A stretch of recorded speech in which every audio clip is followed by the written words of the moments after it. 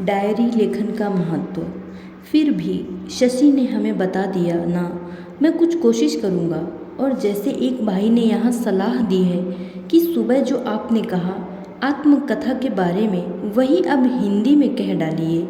लेकिन उसके लिए शायद लफ्ज़ मिलना मुश्किल है। बायोग्राफी है, ऑटोबायोग्राफी है।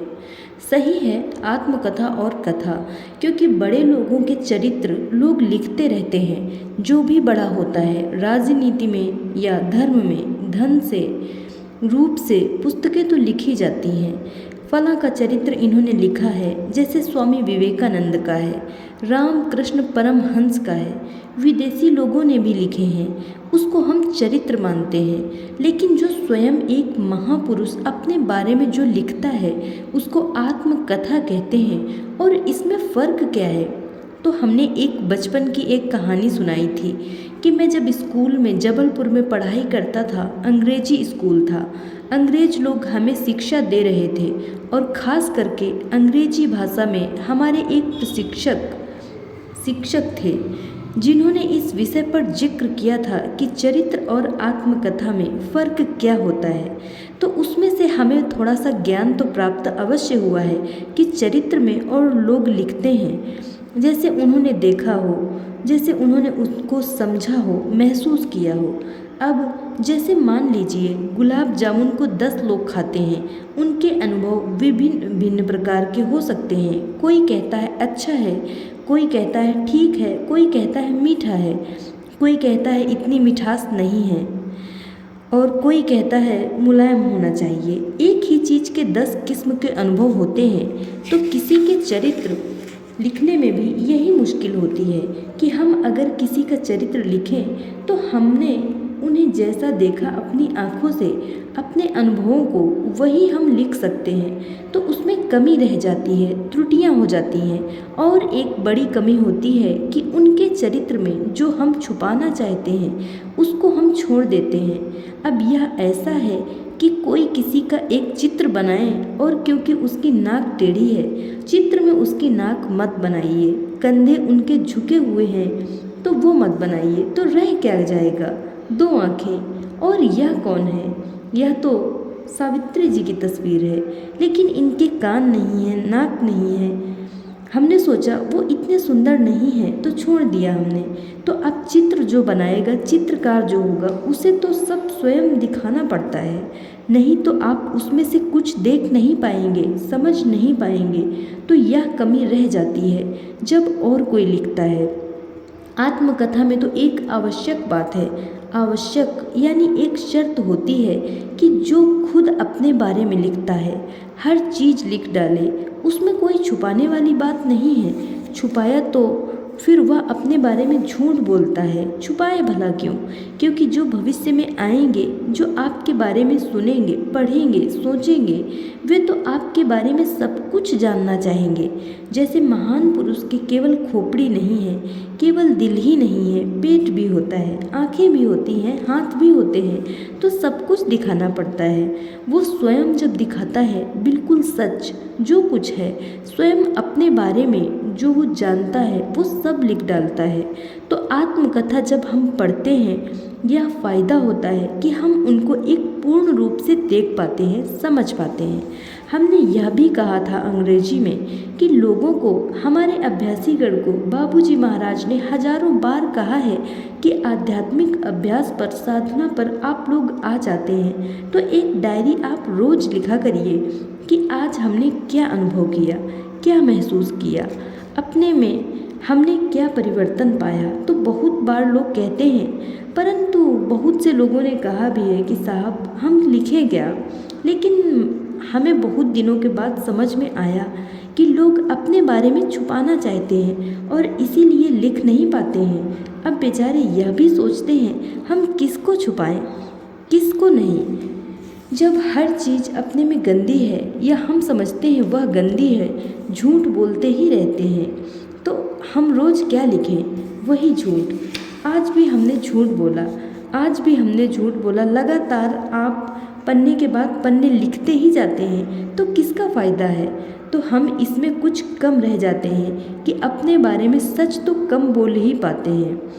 क्योंकि और लोगों का अपने प्रति क्या नज़रिया है। हम तो बस चाहते हैं कि लोग हमारा सम्मान करें, आदर करें, हमें माने, प्यार करें, और अगर हमारे बारे में वो सच जान जाते हैं तो शायद यह हम सब खो बैठेंगे। तो यह कारण भी हो सकता है कि हम इसको छुपा लेते हैं। लेकिन जैसे अंग्रेजी में कहा जाता है, सत्य प्रकट होकर रहेगा। किसी बात को कब तक आप छुपा सकते हैं? आज नहीं तो कल, कल नहीं तो परसों, वह बात तो खुलनी ही है। दूसरी बात यह उठती है कि जब तक हम अपने बारे में स्वयं ज्ञान प्राप्त नहीं करते हैं, हम आगे नहीं बढ़ सकते हैं।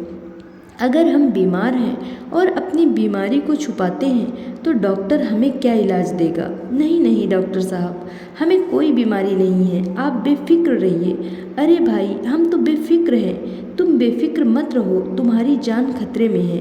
नहीं साहब, यह कैसे हो सकता है? जब बीमारी नहीं है, ठीक है, तुम अपने को बीमार नहीं समझते, मत समझो, लेकिन मैं डॉक्टर हूँ, मैं तुमको बीमार समझता हूँ। आओ कम से कम हम देख लें।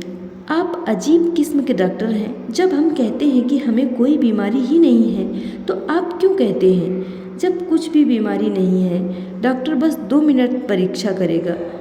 ठीक है, आपने जो कहा सही है, आप जाइए और फीस भी नहीं लेंगे क्योंकि आप बीमार नहीं हैं और हमने आपका कुछ इलाज भी नहीं किया, तो हम कहाँ से फीस लें आपकी?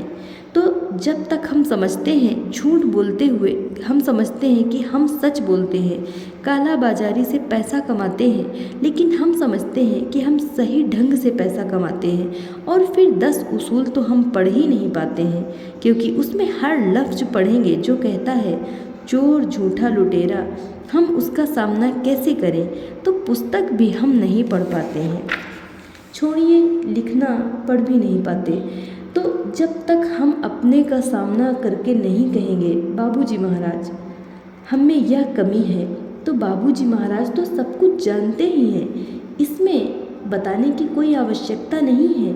लेकिन बताते क्यों हैं कि साहब मैं खुद महसूस करता हूँ कि मेरे अंदर ये ऐसी ऐसी कमियाँ हैं।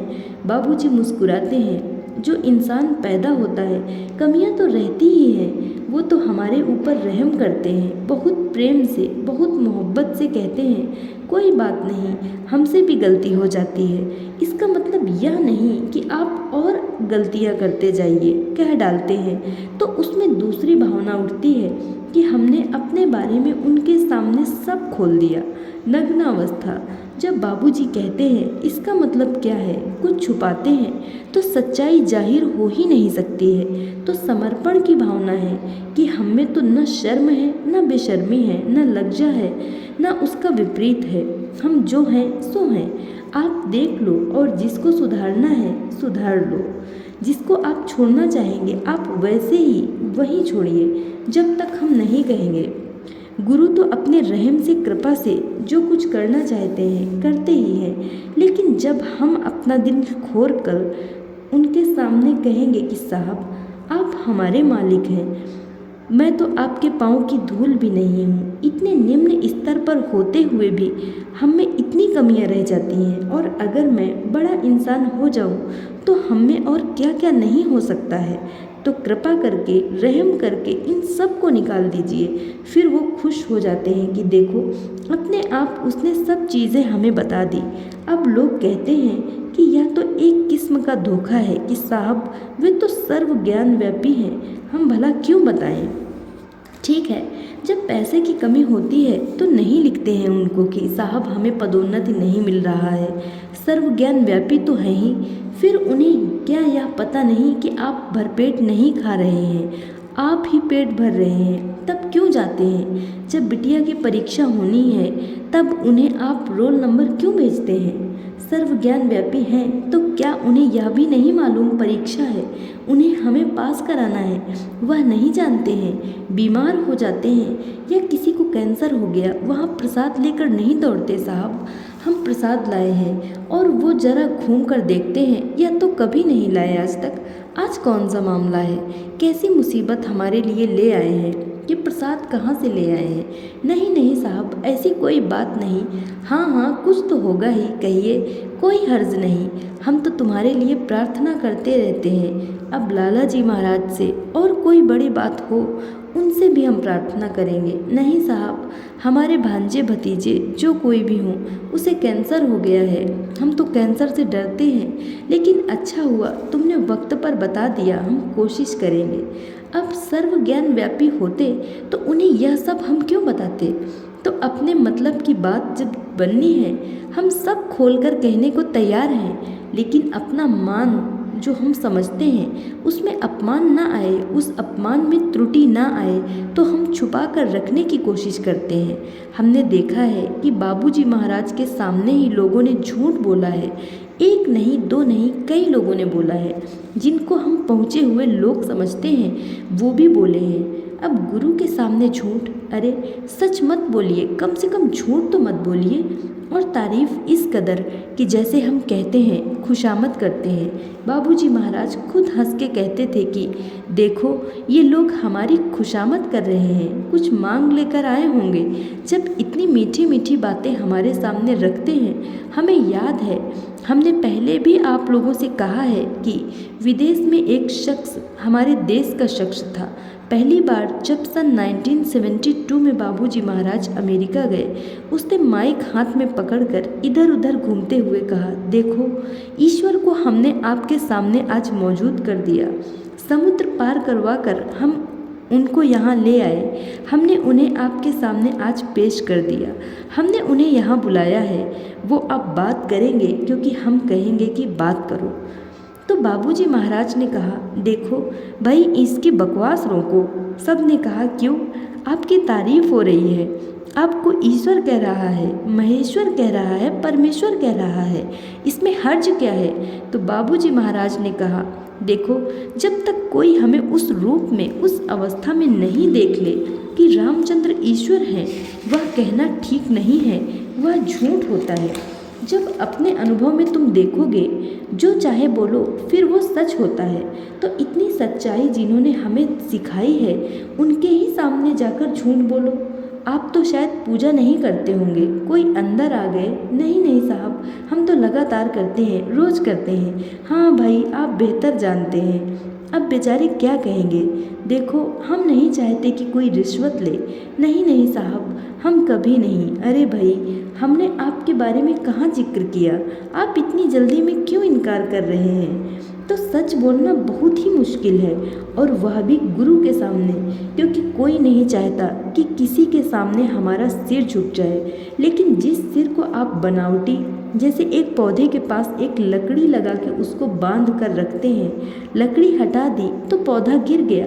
तो अगर हम झूठ बोलकर अपने को सीधा खड़ा करने की कोशिश करेंगे तो एक न एक दिन तो हमें गिरना है।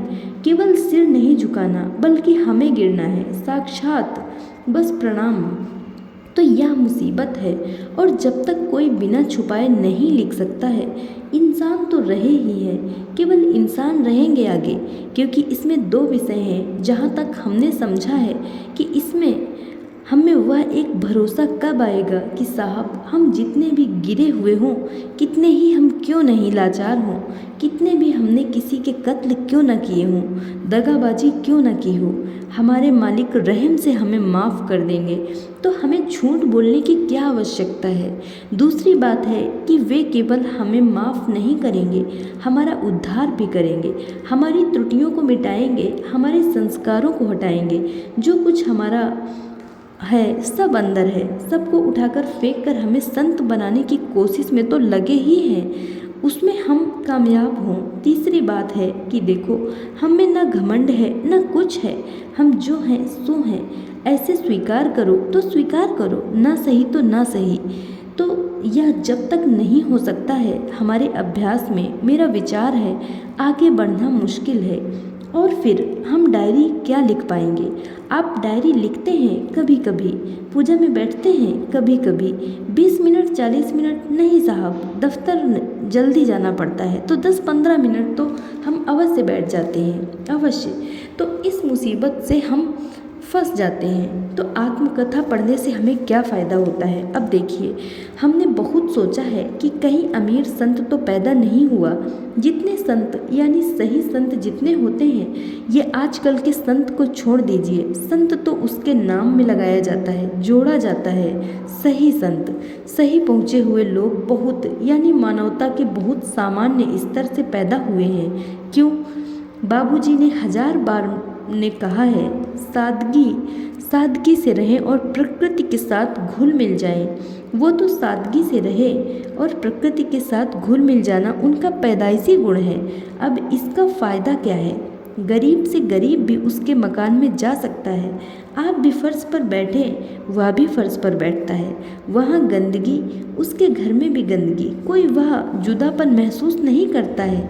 लेकिन अमीर के घर जाता है तो वह पानी मांगने से भी हिचकता है। 60 रुपए का ग्लास कांच का कमबख्त कहीं टूट जाए तो हम क्या करेंगे? और नीचे जो खाल बिछे हैं या कालीन, वह कहता है हमारे पैर तो गंदे हैं, हम इस पर चलेंगे तो कहीं प्रशिक्षक महोदय वो नाराज़ ना हो जाएं।